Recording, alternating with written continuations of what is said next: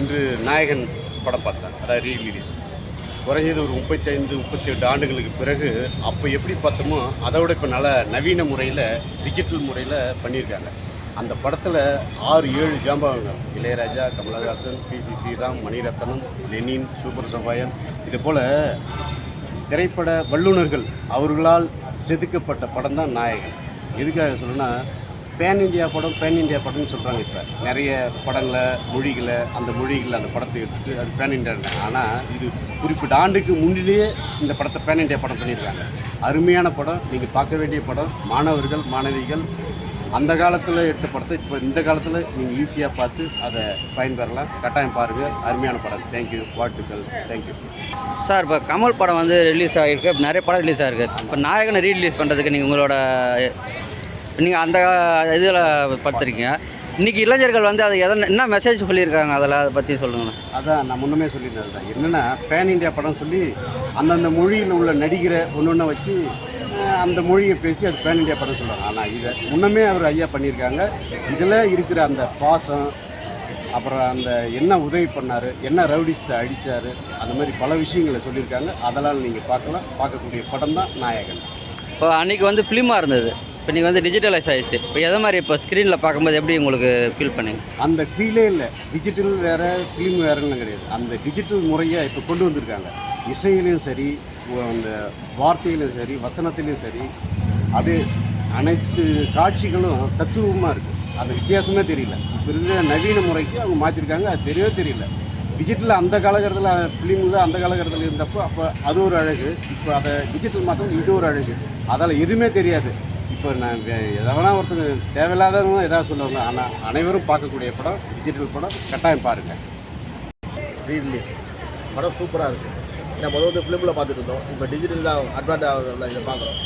இன்றைக்கி முன்னாடி உள்ள இளைஞர்கள்லாம் பார்த்துருப்பாங்க. பட் இப்போ உள்ள இளைஞர்கள் வந்து நாயகன் படத்தை வந்து இப்போ பார்க்குறாங்க. ஏன்னா ரிலீஸ் ஆனதுனால இது பெரிய இதாக இருக்கும். தேட்டர் பார்த்திங்கன்னா 250 தேட்டர் தமிழ்நாடு போட்டிருக்காங்க. அமெரிக்கா எல்லா கண்ட்ரிலையும் ரீரிலீஸ் ஆகும். அதனால் வந்து இந்த படம் வந்து ஓடுனதோட இப்போ ரீரிலீஸில் பெரிய வருமானத்தை வந்து எதிர்பார்க்குறோம். பார்ப்போம் எப்படி இருக்குது. இப்போ ஃபிலிமுக்கு 4K டால்பி எல்லாம் பண்ணியிருக்காங்க. இது எப்படி ஸ்க்ரீனில் பார்த்தா எப்படி ஃபீல் பண்ணுறீங்க? நல்லா பளிச்சுட்டு இருக்குங்க. இப்போ ரீசனாக வந்து இப்போ எடுத்தது மாதிரி இருக்குது, ஷூட் பண்ணது மாதிரி. அதில் என்ன இப்போ 4Kன்னும் போது இதெல்லாம் எவ்வளோ பெரிய அட்வான்டேஜ். இதெல்லாம் இப்போ நம்ம குறைய சொல்ல முடியாது. அவ்வளோ ஒரு அழகாக இருக்குது. இதெல்லாம் எந்த மாற்று கருத்துமே இல்லை. நாயகன் நம்ம இத்தனை வருஷத்துக்கு அப்புறம் இப்போ ரீரிலீஸ் பண்ணியிருக்காங்க. ஸோ நம்ம கமலஹாசனை வந்து தியேட்டரில் பார்க்குறதுக்கு ரொம்ப சந்தோஷமாக இருந்துச்சு. இப்போ ரொம்ப ஓல்டு மூவிஸ் வந்து இப்போ விஎஃப்எக்ஸ் கேமரா எல்லாமே மாற்றி ரொம்ப ஃபேண்டாஸ்டிக்காக இருக்குது. எனக்கு கமலஹாசன் பர்த்டே அன்றைக்கி ரிலீஸ் பண்ணதுனால விஷயம் ரிமோட் ஹாப்பர்டன்ஸ் ஆஃப் பெரிய கமலஹாசன் சார். ஸோ ரொம்ப சந்தோஷமாக இருக்குது. எல்லோரும் தியேட்டர்ஸில் வந்து கண்டிப்பாக படத்தை பார்த்துருக்காங்க. ஃபிலிமுக்கு டிஜிட்டலில் கன்வெர்ட் பண்ணியிருக்காங்க. எப்படி ஃபிலிம் அது டிஜிட்டலாக கன்வெர்ட் பண்ணியிருக்காங்க, எப்படி நீங்கள் ஃபீல் பண்ணீங்க? மாற்றினது வந்து ரொம்பவே நல்லா இருக்குது பார்க்குறதுக்கு. நம்ம டிவியில் பார்த்துருப்போம், அந்த ஃபீல் கொடுக்காம ஒரு நல்ல எஃபெக்டோட டால்பி அட்மாஸில் தான் பண்ணியிருக்காங்க. ஸோ எல்லாமே ரொம்ப நல்லா இருக்குது. கண்டிப்பாக தேட்டர்ஸில் வந்து பாருங்கள். கமலஹாசன் சார் பர்த்டேக்கு நம்ம எல்லோரும் விஷ் பண்ணதாக இருக்கும். ரொம்ப நன்றி. போதும்ல. கமல் படம் பார்த்துருக்கீங்க, நாயகன் எப்படி இருக்குது உங்களோட? என்ன படம் போட்டுக்கலாம் அவரோட பர்த்டேக்கு? நீங்கள் எந்த படத்தை செலிப்ரேஷன் பண்ணுறது? இப்போ அது நீங்கள் உங்களுக்கு பிடிச்ச படம் என்ன படம் கமல் படத்தில்? எனக்கு நிறைய படங்கள் பிடிக்கும். இப்போ பெரும்பாலும் வந்து இப்போ மணி சாருடைய கமல் 2 பேருடைய காம்பினேஷனில் பெரும்பாலும் மறுபடியும் வந்து கொண்டுட்டு வரணும்னு நினைக்கிற ஒரு படம் தான் நாயகன். ஸோ அந்த நேரத்தில் இந்த படம் வந்து ரீரிலீஸ் பண்ணுறது, அதுவும் இத்தனை வருஷத்துக்கு அப்புறம் 87க்கு அப்புறம் இத்தனை வருஷத்துக்கு அப்புறம் அந்த நாயகன் படத்தை கொண்டுட்டு வந்திருக்கிறது ரொம்ப நல்லா இருந்தது. ஸோ இன்றைக்கி இருக்கிற டெக்னாலஜிக்கு ஏற்ற மாதிரி நல்லா இருக்குது. நல்லா ஃபிலிமாக இருக்குது. 4K கன்வெர்ட் பண்ணியிருக்காங்க. நல்லா இருக்குது. சவுண்ட் எஃபெக்ட்லேருந்து நல்ல சாங்ஸு. ஏன்னா ஒரு இன்றைக்கி இருக்கிற ஜென்ரேஷன் வந்து ஒரு ஃப்ரெஷ்ஷாக எதிர்பார்க்குற ஒரு இதுவே. ஸோ டைம் டியூரேஷன்லாம் இப்போ தான் தெரிகிற மாதிரி இருந்தது. பட் இன்டர்வல் போகிறதும் தெரியல. அது நம்ம நிறைய டைம் இந்த படத்தை டிவியில் பார்த்துருந்தா கூட நிறைய அந்த இன்டர்வல் பிளாக் வரத்துக்குள்ளாரவே வந்து அவ்வளோ ஸ்பீடாக வந்து ஒரு ஸ்க்ரீன் ப்ளே ஒரு அவ்வளோ சூப்பராக இருந்திருக்கு. அது மறுபடியும் வந்து ஒரு ரீகலெக்ட் பண்ணுற மாதிரியான ஒரு விஷயமா இருக்குது. கண்டிப்பாக இது கமல் சாருடைய ரசிகர்களுக்கு இந்த படம் வந்து மறுபடியும் வந்து தேட்டரில் வந்து போய் ஒரு படம் பார்க்குறது, பழைய அவருடைய நாயகனுடைய தோற்றமும் கமல் சாருடைய ரசிகர்களுக்கு ஒரு பர்த்டே ட்ரீட்டாக தான் இருக்குங்க. தேங்க்யூ.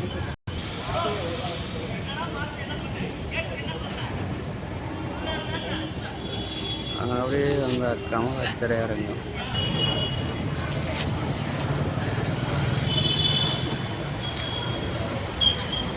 படம் பார்த்தோம். படம் நல்லா வந்திருக்கு. இப்போ வந்து அன்னைக்கு இது படம் ரிலீஸ் ஆகி 38 வருஷம் ஆச்சு சார். ஆனால் அன்றைக்கி பார்த்த கலர் இருந்துச்சு, இன்றைக்கி வந்து அப்படியே இருக்குது. இன்னைக்கு ட்ரெண்டில் படம் நல்லா பண்ணியிருக்காங்க. இப்போத்தி ரசிகர்களுக்கு இது ரொம்ப நல்லா பிடிக்கும். இந்த படத்தில் வந்து ஃபேமிலி சென்டிமெண்ட்டு, லவ்வு, ஸோ சமுதாய பிரச்சனை எல்லாமே நல்லா சொல்லியிருக்காரு. என்ன வந்து நான் வந்து இன்றைய காலகட்டத்துக்கு சரியான படம். இப்போத்தி படம் எடுக்கிறத விட இந்த படம் நல்லா இருக்குது சார். படம் பாருங்கள். இன்றைய ரசிகர்களுக்கு, இளைஞர்களுக்கு நல்லா பிடிக்கும் அந்த படம். ஏன்னா ஃபிலிமுக்கு இப்போ டிஜிட்டலுக்கு நல்லா வந்திருக்கு சார். அந்த படம் நல்லா வந்திருக்கு சார். ஃபிலிமுக்கு வந்து இதை டிஜிட்டலுக்கு இந்த குவாலிட்டி 4Kல கன்வெர்ட் பண்ணியிருக்காங்க. நல்லா வந்திருக்கு படம். எல்லோரும் இப்போ ரசிகர் பார்க்குற மாதிரி இருக்குது படம். எல்லாம் பார்க்கணும். என்ன தேட்டரில் சார் அது படம் பார்த்தீங்க? சார் தேட்டரில் கமலா தேட்டர் சார். சென்னை வடபழனியில் கமலா தேட்டரில் படம் பார்த்தோம். தேட்டர் த்ரோட்டாக 300 தேட்டர் ரிலீஸ் ஆகுன்னு பேசிக்கிறாங்க. 100க்கு மேலே ஸ்க்ரீன் பண்ணியிருக்கதா அதை சொல்லுங்க. ஆனால் பரவாயில்ல, படம் நல்லா இருக்குது சார். அது நான் படம் பார்த்தா நல்லா இருக்குது. படம் நீங்களும் பார்க்கலாம் வாங்க. சார் இப்போ நாயகன் படம் ரிலீஸ் ஆகிருக்கு. இப்போ நீங்கள் அன்றைக்கி பார்த்த ஃபிலிமில் பார்த்ததுக்கு இன்றைக்கி டிஜிட்டலில் பார்த்ததுக்கு எப்படி ஃபீல் பண்ணீங்க தேட்டரில்? வணக்கம், நான் இதயகனி விஜயன் பேசுகிறேன்.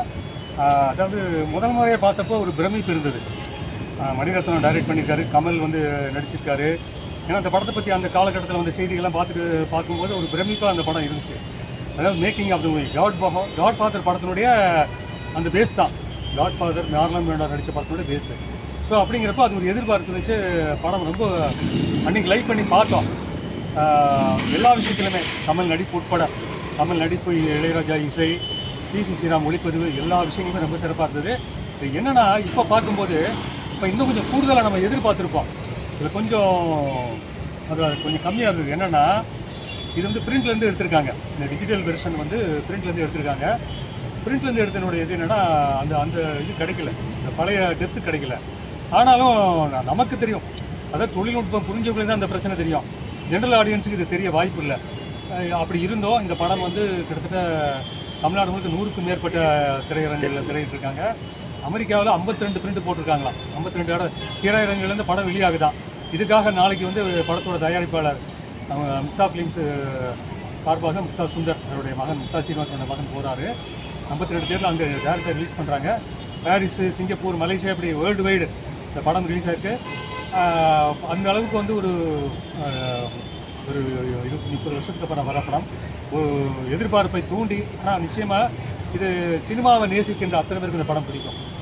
அந்த ஒரு விஷயம் சமீபத்தில் ஒரு விஷயம் சொன்னாங்க. மணிரத்னம் படங்கள்லாம் சமீபகாலமாக வர்ற படங்கள்லாம் வந்து கதை அம்சம் சரியில்லை, இது சரியில்லை அப்படிங்கிறதெல்லாம் வந்து நம்ம கொஞ்சம் ஃபீல் பண்ணோம். அவர் ஏன் இப்படியெல்லாம் படம் பண்ணுறாரு அப்படின்னு ஃபீல் பண்ணோம். அதாவது காந்தாரா படம் பார்த்தப்போ நமக்கு மணிரத்னம் மேலே கோவம் வந்துச்சு. பொன்னியின் செல்வன் படத்தை இப்படி பண்ணியிருக்க வேண்டியவர் இப்படி பண்ணியிருக்காரு, சரியாக பண்ணலை அப்படிங்கிற கோவம்லாம் வந்துச்சு. இந்த படத்தை இப்போ பார்க்கும்போது, நாயகன் பார்க்கும்போது அவர் மேலே அந்த கோவம்லாம் தணிஞ்சு போச்சு. அவ்வளவு சிறப்பான ஒரு படமாக்கம், இயக்கம், ஒவ்வொரு காட்சியும் வந்து ரொம்ப சிரமம் எடுத்துக்கிட்டு, ரொம்ப சிறப்பு எடுத்துக்கிட்டு ரொம்ப சிறப்பாக பண்ணியிருக்காரு மணிரத்னம் அப்படின்னு சொல்லலாம். ஏன்னா இங்கே படம் வெளிவந்ததுக்கப்புறம் தான் வந்து மணிரத்னங்கிற பேர் வந்து பெருசாக வந்தது. பாகல்கள் தான் முதல் படம் வருது. அந்த படம் வந்தப்போ யாரும் மணிரத்னம் யாரோ டேரக்டர் அப்படின்னு நினச்சிக்கிட்டாங்க. நாயகன் வந்ததுக்கப்புறம் அவர் மேலே பெரிய மரியாதை எல்லாருக்கும் வந்துச்சு. இதுக்கப்புறம் வந்து இதய கோயில்ங்கிற படத்தில் தான் நான் அவர் முதலாக பேட்டி எடுத்தேன். மணிரத்னம் அவர்களை முதலாக பேட்டி எடுத்த பத்திரிகையாளர் நான் தான், விஜயன்.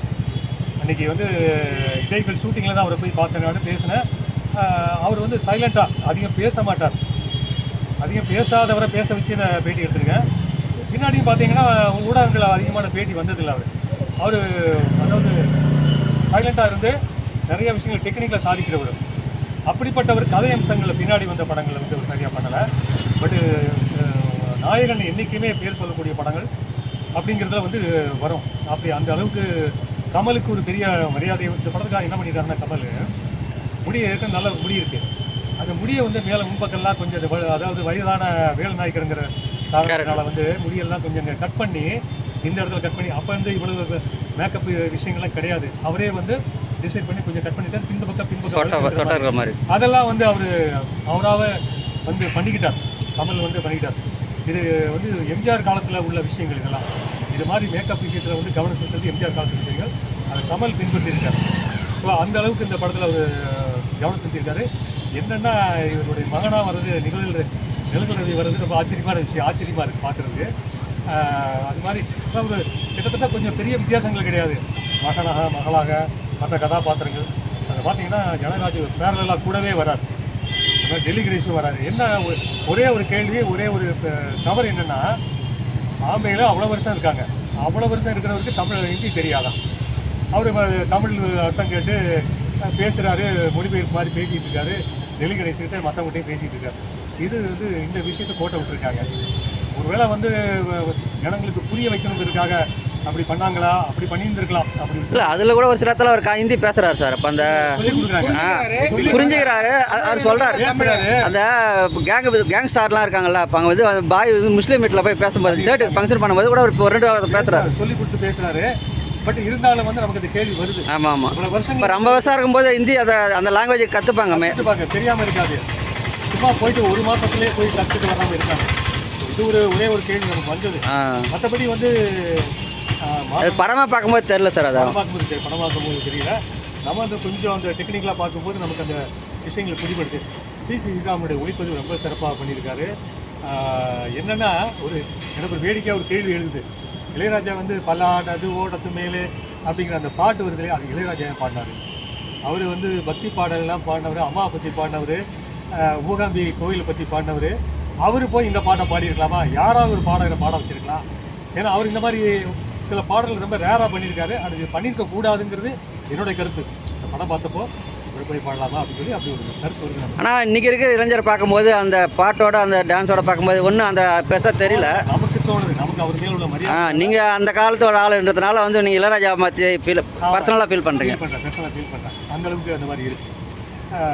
மற்றபடி ஒரு ஒரு பிரமிப்பை ஏற்படுத்துது. இப்போ பார்த்தாலும் முதல்ல பார்த்தப்போ இருக்கிறத விட இப்போ பார்க்கும்போது இன்னும் பிரமிப்பாக இருக்குது. ஆமாம், இளைஞராக இருக்கிற கமல், அதுக்கப்புறம் வயசான கலைஞர், அந்த நடையிலிருந்து அந்த முடியிலேருந்து ஒவ்வொன்றையும் பார்த்து பண்ணியிருக்காரு கமல்.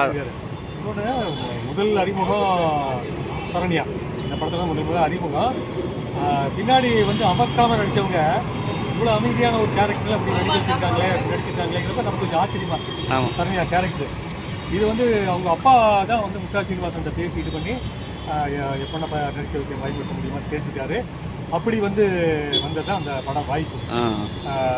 கேஜி ஜார்ஜ் அவரோட மகள் தான் வந்து டேரக்டரோட இன்னும் முக்தா சீனிவாசன் அர்ச்சனை ஒர்க் பண்ணியிருக்காரு. ஸோ அப்படி வந்த வாய்ப்பு சரண்யாவோட வாய்ப்பு. எல்லா பாடல்களையுமே அவங்களோட நடிப்பாகட்டும், அவங்க இதாக விஷயமாகட்டும் ரொம்ப நல்லா சிறப்பாக இருக்குது. எல்லா கதாபாத்திரங்களையுமே இந்த கதாபாத்திரங்களை உருவாக்குறது பார்த்தீங்கன்னா அது நம்ம மனித ஹேண்ட்ஸாம் அந்த அளவு கதாபாத்திரம் நல்லா உருவாக்கியிருக்காரு. நாசர் உட்பட, நாசர் பின்னாடி வந்த நாசர் உட்பட அவரோட மகளாக வர கார்த்திகா வந்து ஒரு டைம் வந்து நல்லா மலையாளமும் தமிழும் நல்லா மாற்றி பண்ணிட்டு இருந்தாங்க. அதில் இந்த படம் இப்படி நிறையா வந்து மனுஷத்துக்கு நிறைவான விஷயங்களை மனிதத்தை நிறையா கொடுத்துருக்காரு அப்படின்னு சொல்லலாம். Thank you sir.